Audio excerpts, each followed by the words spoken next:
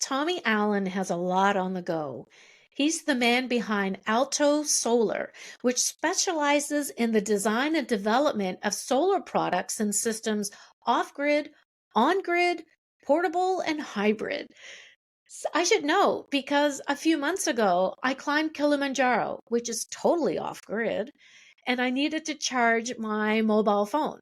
So I relied on Alto Solar's remote charger. It was amazing. It was awesome. They said it couldn't be done.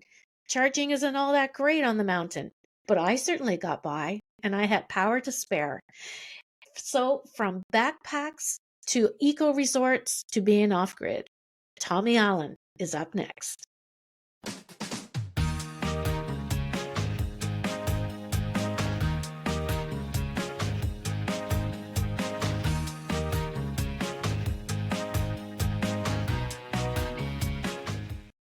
Hi, Tommy. Thanks for joining me today. My pleasure. Thank you for having me. So tell me a little bit about your background and how you started Alto Solar. All right. Well, I'm an electrical engineer. I studied electrical engineering at the University of Western Ontario, graduated 2003, and then I went worked on super yachts for a little while as an engineer, traveling around the world. So not a typical engineering job, but I just caught wind of it right before I graduated. And then after I traveled around and saved up some money to pay off my student loans and whatnot, then I came back to Canada and did some work in the energy field, doing control system design and product design for actually the fossil fuel industry. But my background is in solar. My father is one of the pioneers in solar in Canada. He's been operating a solar manufacturing company since 1981 here in Dartmouth, Nova Scotia. And so I've been around it my whole life from when he first had his workshop in home. Then I was born, and my mom kicked him out, made him get a factory so I could have a bedroom. And growing up, I would be playing around there all the time. My first job when I was 16 was building solar panels and all the different solar hardware and pumps, anything associated with these solar thermal systems. So although later on, once I was an engineer, I did some non-solar work, it was really valuable to open my eyes to the bigger picture of things. The yachts were great to see how like everything works in a contained unit out at sea. Right. Then the my experience in the fossil fuel industry for a local company, that was also really helpful to get a sense of where the bulk of our energy is generated and how you can achieve some efficiencies there. But then that led me back to working for my father's company as an engineer, doing some product design, system design, bit of everything really. And Yeah. then I wanted to go off and do my own thing. I didn't want to work for my father anymore. He's a great mentor, great teacher, but I had my own ideas and things that would sometimes would butt heads. So that actually led me to go work with Halifax Solar City for a bit when that first started. The energy director there needed some assistance launching the program, so I was the guy to help launch the first Solar City program, and then that led me to working with NSCC Applied Research when they got a multi-million-dollar research grant for renewable energy with a high emphasis on solar. So I was the key guy to jump on board that train. 4 years after that, that's when I started Alto Solar. In 2018, I started Alto Solar. I just had, by that time, developed enough ideas and knowledge on how to do things and then wanting to do certain things my way or just have some more independence. So I launched Alto Solar, and part of the motivation also for that, interestingly, was so I'm also a musician, and I was performing at the Halifax Jazz Festival, and next to the stage on a beautiful Saturday afternoon uh, was a noisy generator to power the speakers. And naturally, I just don't like that sound or the Yeah. smell. I want to hear the music. And also I'm thinking, well, there's other ways to do that. And coincidentally enough, I think it was that week, 1 or 2 weeks after that, I was playing a charity event at the Halifax Commons.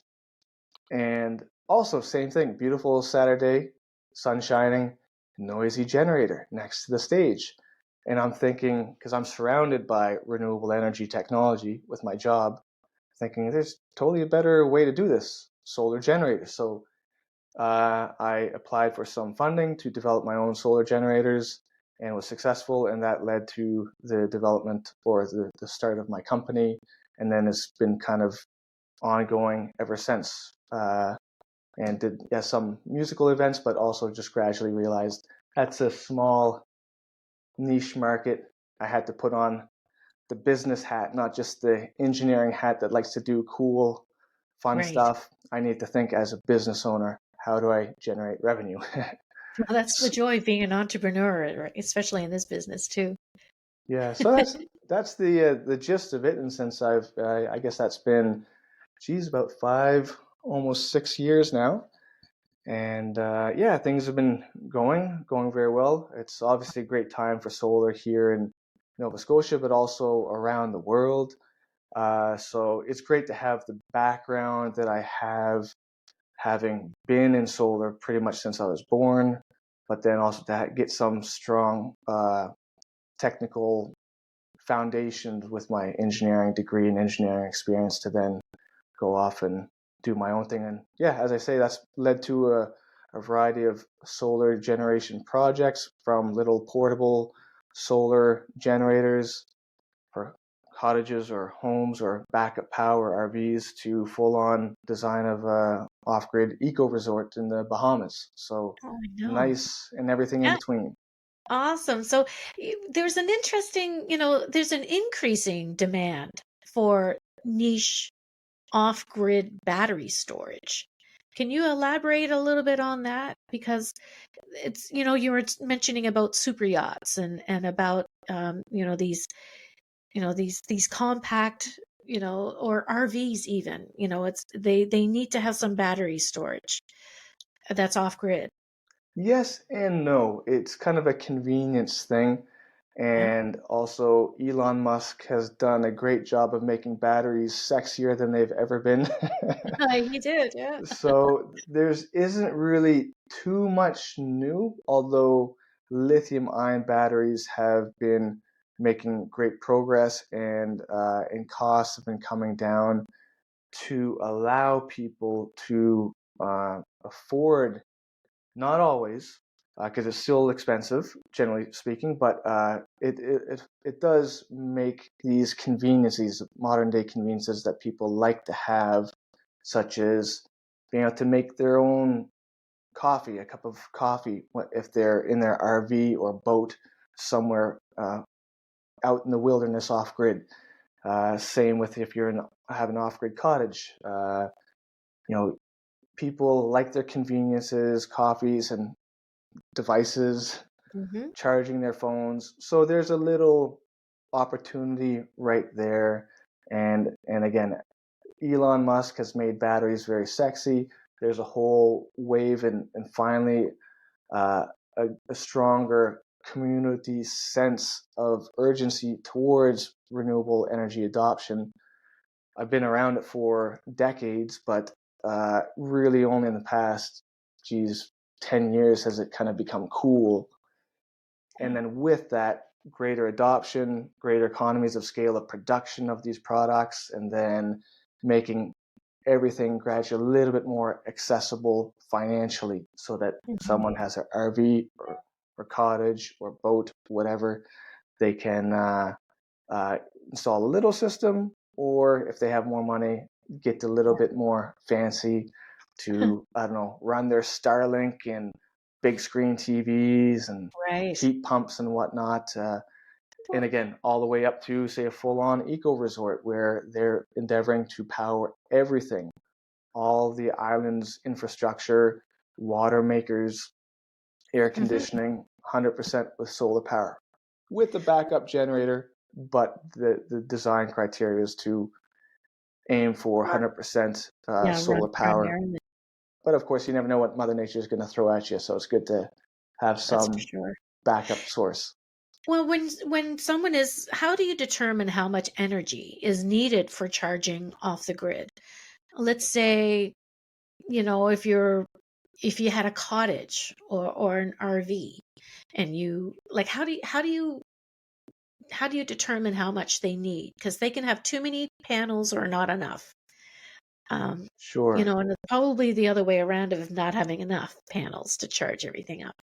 Yeah, and that's a great question, and that's the primary question I'll ask anybody that is endeavoring to do anything off grid, whether it's small, medium, large. Hmm. What do you want to power? What are your objectives? And then how long do you want to power that? Then, okay, do you have a backup energy source? Are you okay with putting a small system in and potentially running out of energy, or having a backup generator then bump up the energy, the battery energy if it gets low? Or do you need to size the system larger because you have very critical energy needs and you can't afford to lose power? Uh, so I'll typically send out uh, a Like a worksheet. questionnaire. Yeah. Not so much questionnaire. I just have a template energy worksheet with a whole bunch of appliances Hmm. and estimated power consumption, estimated runtime. But this is going to vary for every single person and Yeah. every appliance. So I kind of leave it up to them. I say the better idea you can give me of your energy needs by filling this worksheet out to the best of your ability, the more accurate we can be in sizing a system for you to meet your goals. If some of the information is unclear, then there's nothing I can really do about that other than I can say at the end of the day what we can typically expect from a solar system, and then how much energy you could store in this battery bank and approximately how long that might last you. But you never know what Mother Nature is going to do totally. But I can overall do some fairly good estimation of the energy that can be produced. It's up to the individual to determine how that energy is used, and I have no control of that. So I just try to work with them. It tends to be a bit Yeah. of an educational stepping stone for everybody because most of us are not aware of the energy we consume. We're Yeah. pretty fortunate to have such energy ignorance, to be honest. Uh, Yeah. and so it's a bit of a learning curve for everyone, and a bit of a, for some people, it's a bit of a nuisance to go through that. People are busy; they don't want to look at all their appliances and think about, oh, Yeah. how much do I use this? But if you Exactly. do that, then it helps to really narrow down what is a suitable system, and then go from there. And then the next And then step is, do yeah. you want to aim for it to be 100% solar powered? Do you want to have some backup power Well, from a that's the thing. generator? Like, do you want to have propane stove? Like maybe you have, you want to have a propane fridge if you're in an RV, or a propane electric stove. So, or even your cottage. So you kind of have to supplemental power sources, I guess, would be involved, right? 100%. And I tend to recommend folks who are going off grid or are forced to because they already are, and Right. power lines are too far away, to look at alternative energy options, especially for heating and cooling. Yes, propane Yeah. and or firewood, those Yeah. are excellent choices because if you're trying to rely on the solar system for, 100%. Yeah. you certainly Yeah. can, but now you're likely going to have to double, triple, or quadruple or more the size of the solar array, the solar size of the solar battery bank, and then the price just Yeah. goes up, and now it's no longer financially viable. So it's just trying to find that sweet spot of what do you need, what can you get away with, what else can you use, to get you through the day without spending $100,000+ on a solar battery system. Right. You were recently talking about you had finished a project in the Caribbean that was it was an eco resort, and tell me a little bit, or tell us everyone, how what was involved in the planning there, and how to build a reliable system that can sustain storms even. But what was involved in that eco resort? Sure. So it's ongoing. The bulk of the design work is complete, but this is a remote island with no infrastructure, so they're pretty much starting from ground zero. So there's lots of moving pieces.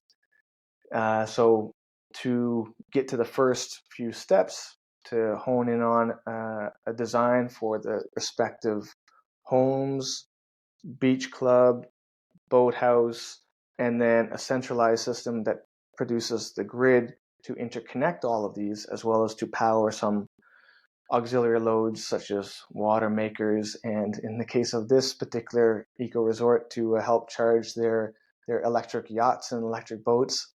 So Cool. it's pretty fancy, Yeah. fancy resort.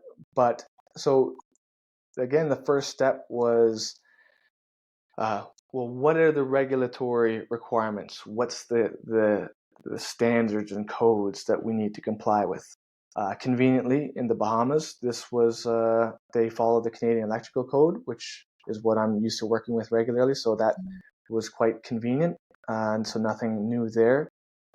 But then the next step was, as we just discussed, getting a sense of the energy needs and working with the client to put together and compile a list of appliances and pretty much everything for each respective system that is going to require electricity, and then add all that up to get a sense of what's the total power that's going to be required, as well as total energy on a daily basis in summer, and then estimating in between. So that took a fair bit of time because again, we're starting from square one, and they had not even selected all of their appliances yet. So it's hard to get all that information.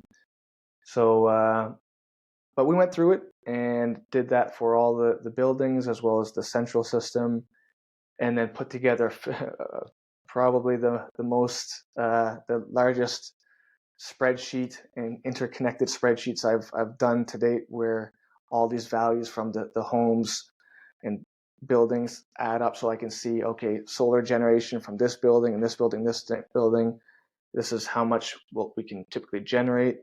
Here's how much each of these is likely going to need.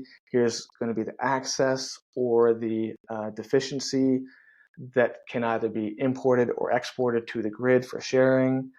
And then you juggle all of those pieces to find what is hopefully a satisfactory balance Right.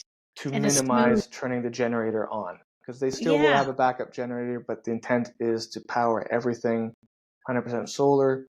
But if there's some inclement days, then you need some backup power source, but they just want to minimize that, because that's not part of the overall marketing and just the fundamental vision of the resort is for it to be solar powered. But you do need to have these contingency plans, A little bit of especially back. in hurricane prone areas as well. Well, and you also want this to go unnoticed to the guest. You don't want any, all this is hidden behind the scenes, a smooth experience for them. Yeah, Definitely. 100%. And Yeah. and so we talked about that. Do you want to be able to communicate with your guests that if the battery is getting low, to potentially Yeah. Can you not turn the turn light on tonight? Yeah. not Not so much charge that your phone. lights aren't too much an issue. It's like the AC, that's the primary Oh, one. that's a huge draw.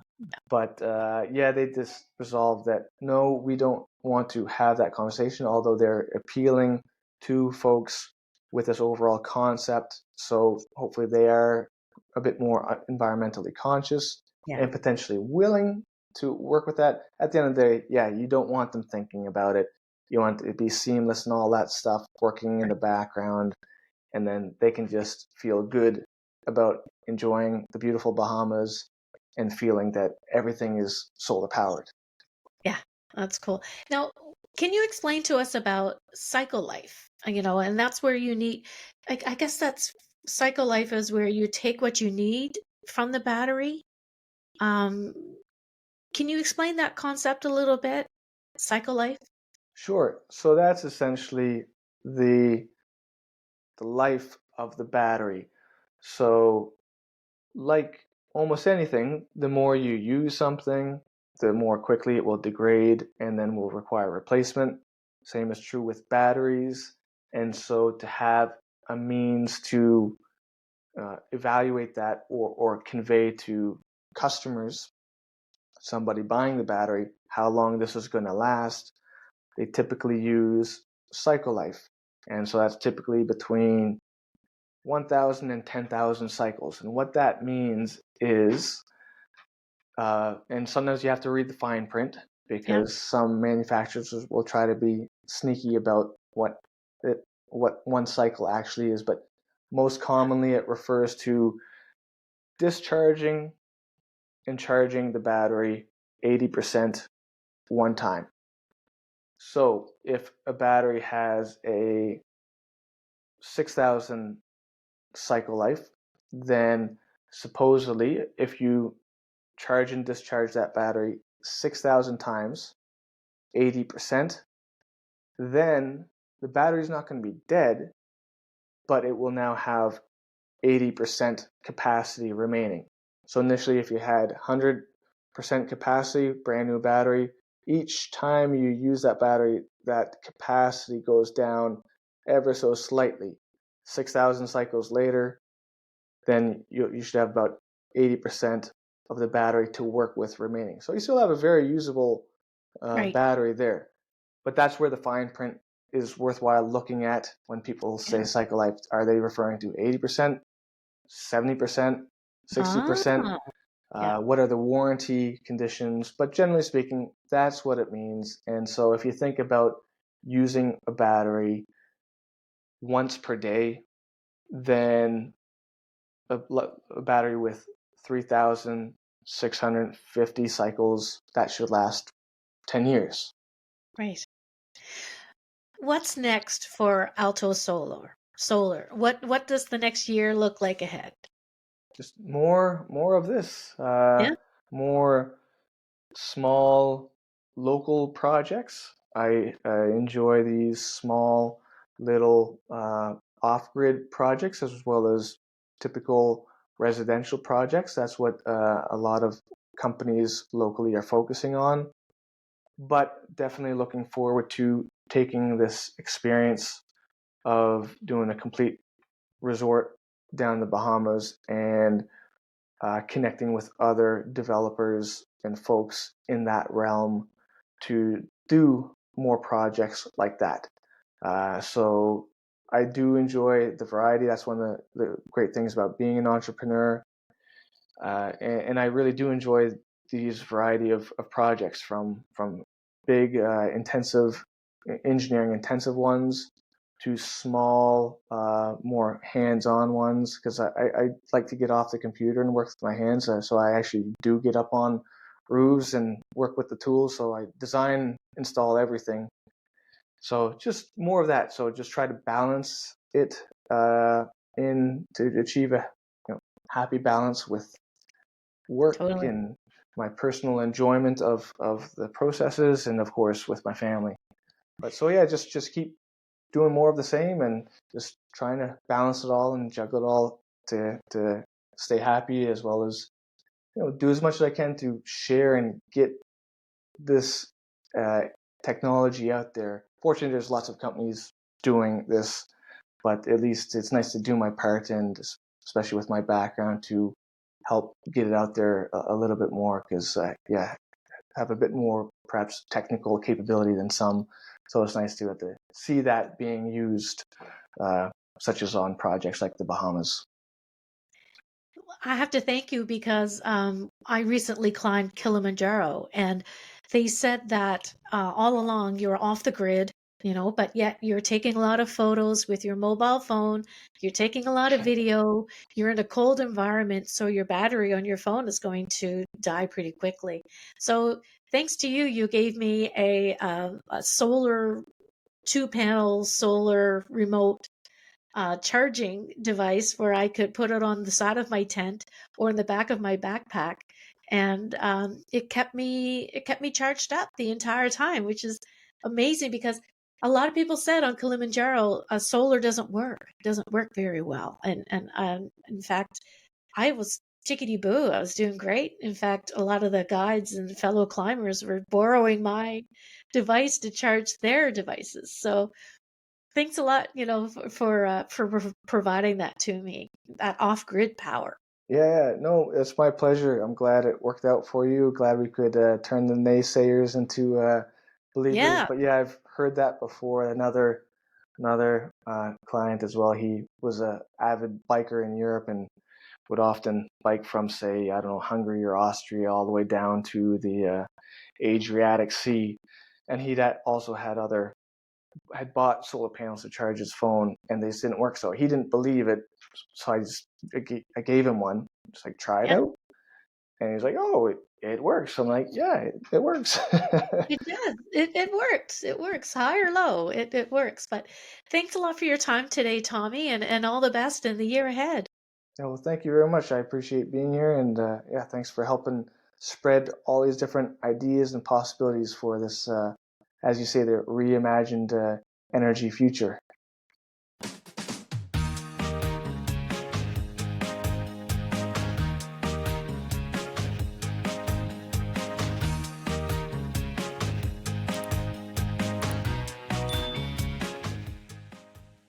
Thanks again, Tommy, for joining me today. And also thanks to you for listening in or watching. If you have any questions or comments, or even if you want to be a guest, just make sure you visit reimaginedenergy.com. A lot of the information is already on that website. And also, like I said, if you have any questions, want to be a guest, I'd love to hear from you. Special thanks to our friends at Smart Energy event that takes place in Halifax every April. And I am your host, Maria McGowan. We'll see you next time.